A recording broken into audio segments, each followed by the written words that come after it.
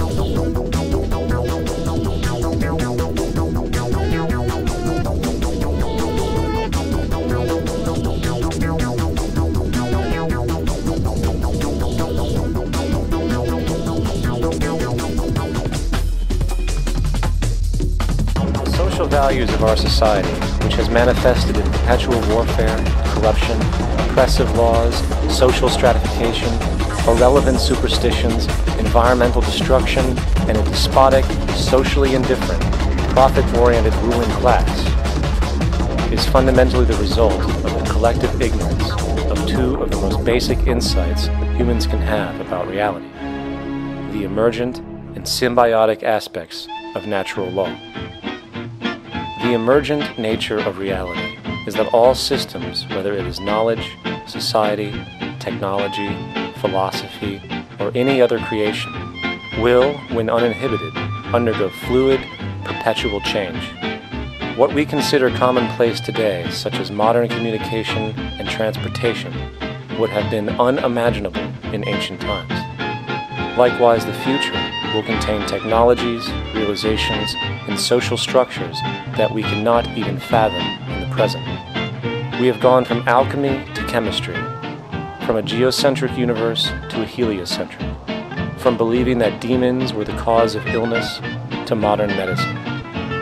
This development shows no sign of ending, and it is this awareness that aligns us and leads us on a continuous path to growth and progress. Static, empirical knowledge does not exist. Rather, it is the insight of the emergence of all systems we must recognize.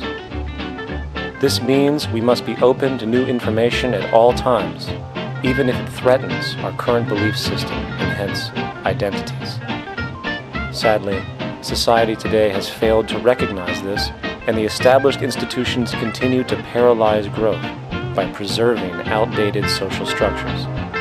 Simultaneously, the population suffers from a fear of change, for their conditioning assumes a static identity, and challenging one's belief system usually results in insult and apprehension, for being wrong is erroneously associated with failure, when, in fact, to be proven wrong should be celebrated, for it is elevating someone to a new level of understanding, furthering awareness. The fact is, there is no such thing as a smart human being, for it is merely a matter of time before their ideas are updated, changed, or eradicated. And this tendency to blindly hold on to a belief system, sheltering it from new, possibly transforming information, is nothing less than a form of intellectual materialism. The monetary system perpetuates this materialism not only by its self-preserving structures, but also through the countless number of people who have been conditioned into blindly and thoughtlessly upholding these structures, therefore becoming self-appointed guardians of the status quo. Sheep, which no longer need a sheepdog to control them, for they control each other by ostracizing those who step out of the norm. This tendency to resist change and uphold existing institutions for the sake of identity, comfort, power, and profit is completely unsustainable and will only produce further imbalance, fragmentation, distortion, and invariably destruction.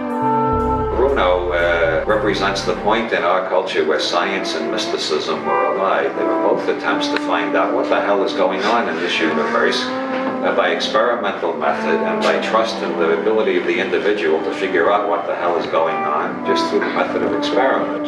And anyway, that's the background is experiments on altering consciousness and perceived reality tunnels. In Bruno's day, it was the three terms were divided up differently. You had science and mysticism on one side and religion on the other side. Science and mysticism were allied in their struggle against religion.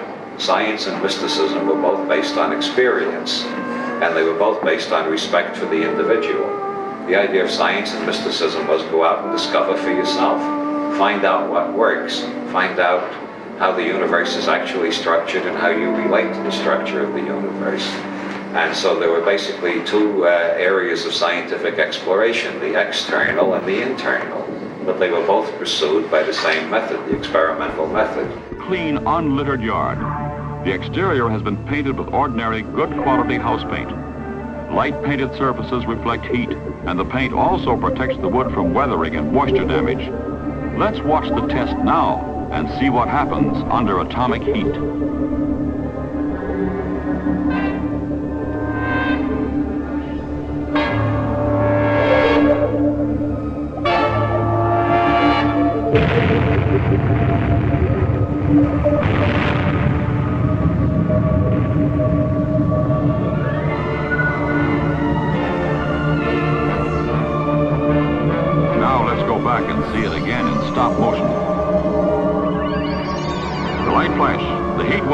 clouds of dust.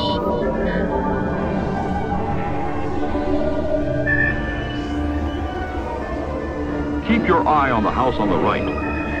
Notice how the heat wave affects it.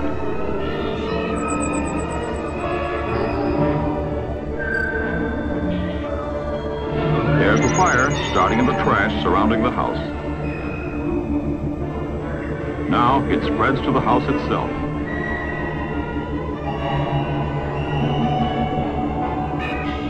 In a moment, the blast wave, and here it comes.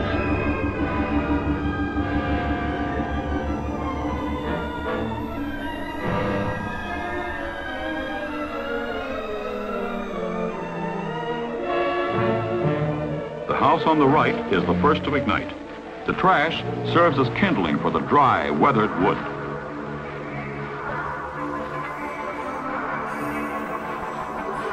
The house on the left smolders for a few moments. Looks almost as if it will not burn, and then bursts into flame. The house on the right continues to burn. 2 houses are a total loss, but the well-kept and painted house in the middle still stands. Which of these is your house? This one?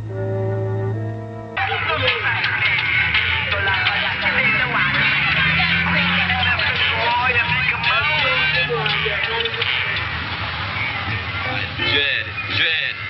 John know it, dread.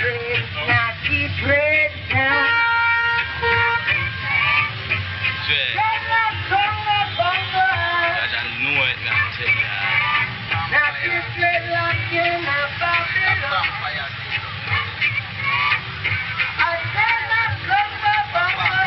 I know Jamal gone. In another world to sing reggae music. Reggae music is the best. It's a message. Not just like a rocky something, you know, see. It's a message we teach mankind to unite. Watch a man.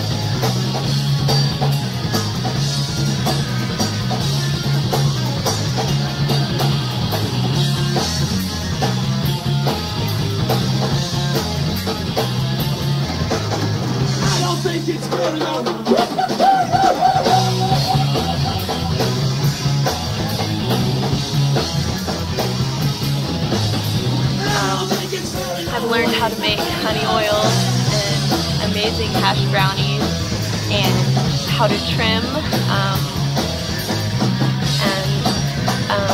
I've really learned a lot about how the people in Northern California, they all have their fields, whether it's grandma or whether it's, you know, the Smiths next door, you know, everybody does.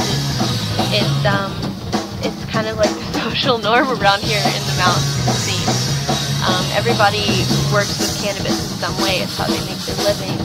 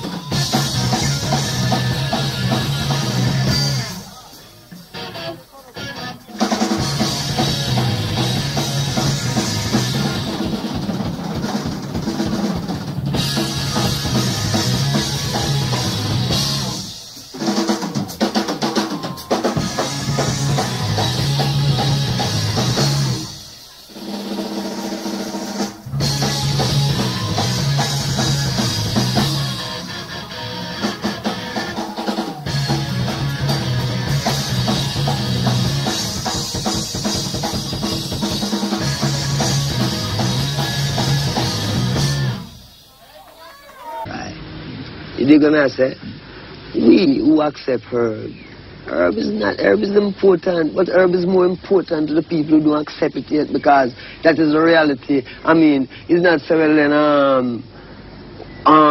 then it's something that you crave, but you check it in your sense and say, herb is a plant.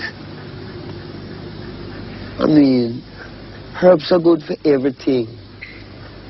Why these people who want to do so much good for everyone, who call themselves governments and this and that, why them say you must not use the herb? You see?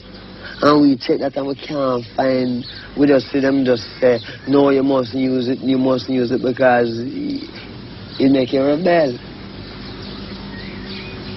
Against what? Is it dabbling in politics? I don't know what that is. Is it stand up and talk for my rights? I know what that is. See? And I don't care who the guy is. Because my right is my right, like my life.